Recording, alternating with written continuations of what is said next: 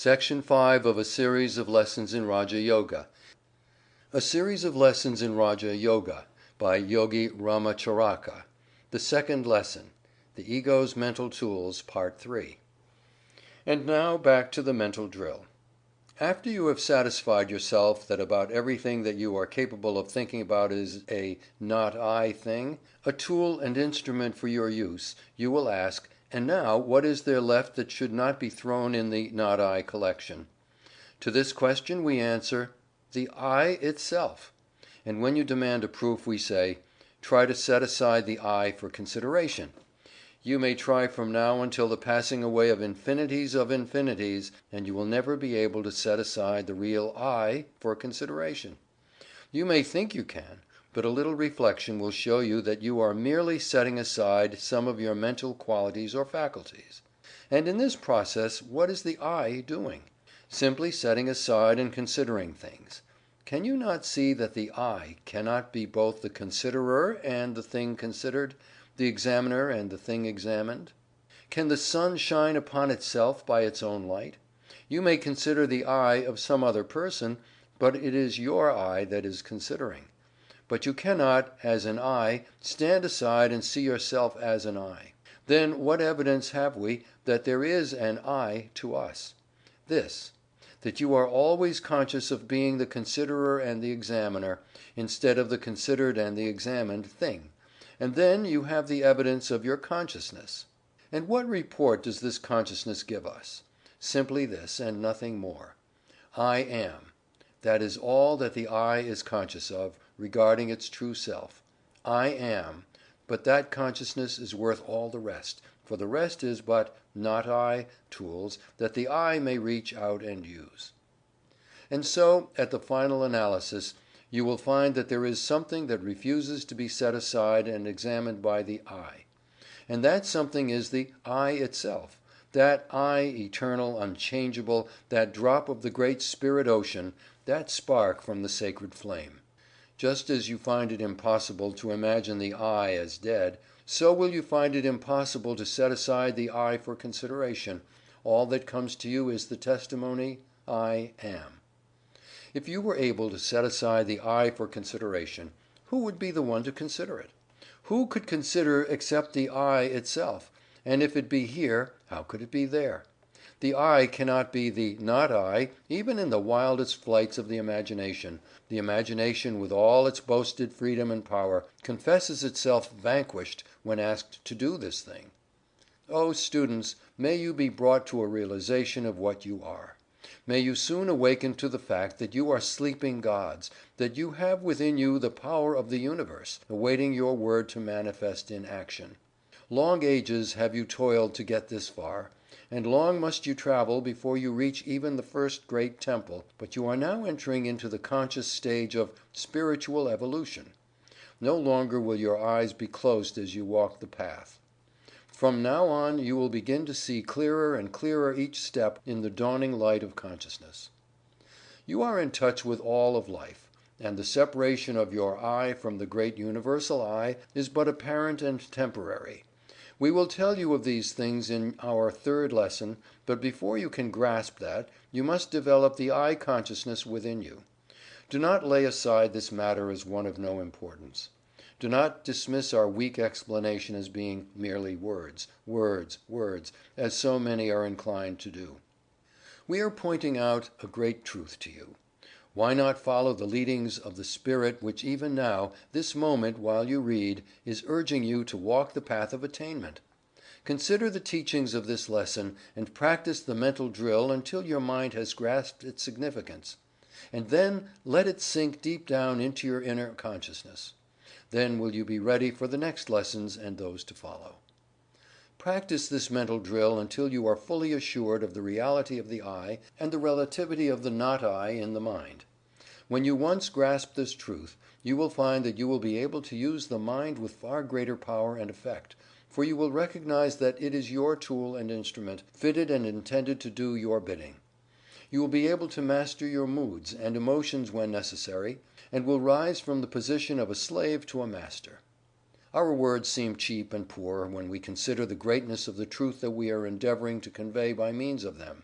For who can find words to express the inexpressible? All that we may hope to do is to awaken a keen interest and attention on your part, so that you will practice the mental drill, and thus obtain the evidence of your own mentality to the truth.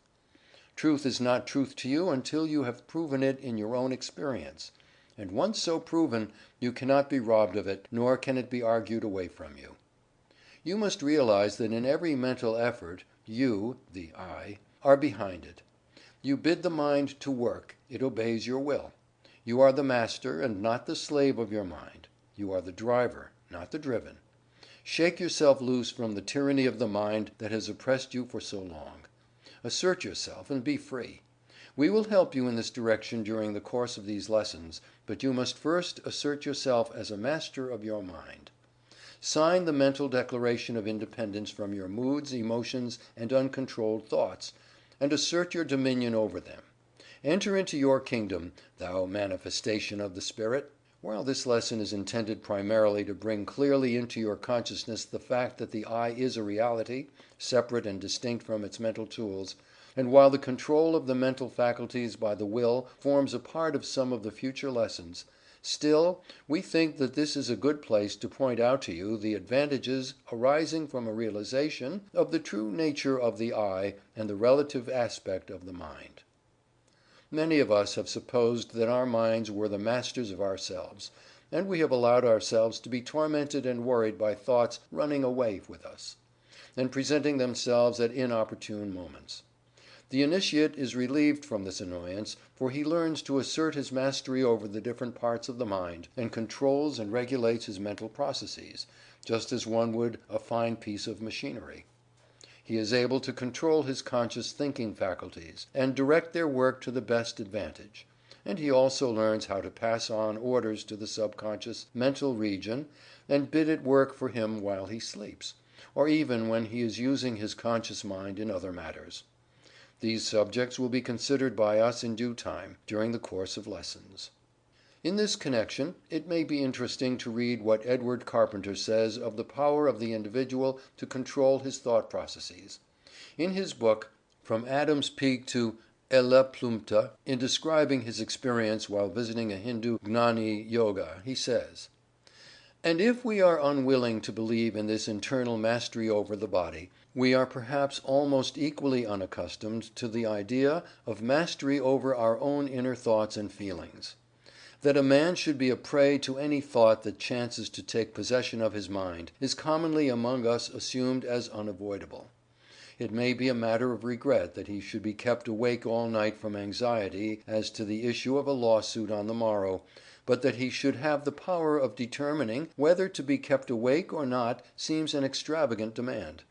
The image of an impending calamity is no doubt odious, but its very odiousness, we say, makes it haunt the mind all the more pertinaciously, and it is useless to try to expel it.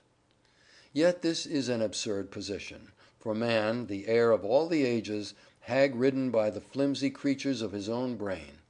If a pebble in our boot torments us, we expel it. We take off the boot and shake it out. And once the matter is fairly understood, it is just as easy to expel an intruding and obnoxious thought from the mind. About this there ought to be no mistake, no two opinions. The thing is obvious, clear, and unmistakable. It should be as easy to expel an obnoxious thought from your mind as it is to shake a stone out of your shoe. And till a man can do that, it is just nonsense to talk about his ascendancy over nature, and all the rest of it. He is a mere slave, and prey to the bat-winged phantoms that flit through the corridors of his own brain. Yet the weary and careworn faces that we meet by thousands, even among the affluent classes of civilization, testify only too clearly how seldom this mastery is obtained. How rare indeed to meet a man! How common rather to discover a creature, hounded on by tyrant thoughts, or cares or desires, cowering, wincing under the lash, or perchance priding himself to run merrily in obedience to a driver that rattles the reins and persuades him that he is free, whom we cannot converse with in careless tete-a-tete because that alien presence is always there on the watch. It is one of the most prominent doctrines of Raja Yoga that the power of expelling thoughts, or if need be, killing them dead on the spot, must be obtained. Naturally, the art requires practice, but like other arts, when once acquired there is no mystery or difficulty about it. And it is worth practice. It may indeed fairly be said that life only begins when this art has been acquired. For obviously, when instead of being ruled by individual thoughts, the whole flock of them in their immense multitude and variety and capacity is ours to direct and dispatch and employ where we list. For he maketh the winds his messengers and the flaming fire his minister. Life becomes a thing so vast and grand compared with what it was before, that its former condition may well appear almost antenatal. If you can kill a thought dead, for the time being, you can do anything else with it that you please. And therefore it is that this power is so valuable. And it not only frees a man from mental torment, which is 9/10 at least of the torment of life, but it gives him a concentrated power of handling mental work absolutely unknown to him before. The two things are correlative to each other. As already said, this is one of the principles of Raja Yoga. While at work, your thought is to be absolutely concentrated in it, undistracted by anything whatever irrelevant to the matter in hand, pounding away like a great engine, with giant power and perfect economy, no wear and tear of friction, or dislocation of parts, owing to the working of different forces at the same time. Then, when the work is finished, if there is no more occasion for the use of the machine, it must stop equally, absolutely, stop entirely, no worrying, as if a parcel of boys were allowed to play their devilments with a locomotive as soon as it was in the shed, and the man must retire into that region of his consciousness where his true self dwells. I say the power of the thought machine itself is enormously increased by this faculty of letting it alone on the one hand, and of using it singly and with concentration on the other. It becomes a true tool, which a master workman lays down when done with, but which only a bungler carries about with him all the time, to show that he is the possessor of it. We ask the students to read carefully the above quotations from Mr. Carpenter's book, for they are full of suggestions that may be taken up to advantage by those who are emancipating themselves from the slavery of the unmastered mind, and who are now bringing the mind under control of the ego by means of the will. Our next lesson will take up the subject of the relationship of the I to the universal I, and will be called the expansion of the self.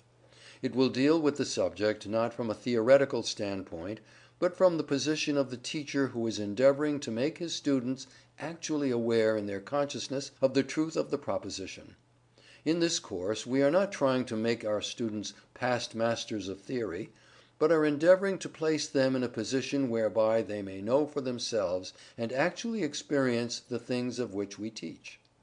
Therefore, we urge upon you not to merely rest content with reading this lesson, but instead to study and meditate upon the teachings mentioned under the head of Mental Drill, until the distinctions stand out clearly in your mind, and until you not only believe them to be true, but actually are conscious of the I and its mental tools.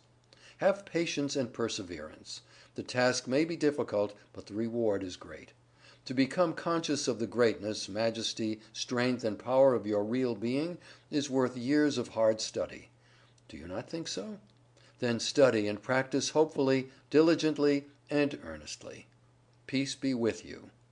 Mantrams (affirmations) for the second lesson. I am an entity. My mind is my instrument of expression. I exist independent of my mind, and am not dependent upon it for existence or being. I am master of my mind, not its slave. I can set aside my sensations, emotions, passions, desires, intellectual faculties, and all the rest of my mental collection of tools as not I things, and still there remains something, and that something is I, which cannot be set aside by me, for it is my very self. My own self, my real self, I. That which remains after all that may be set aside is the I, myself, eternal, constant, unchangeable. End of section 5.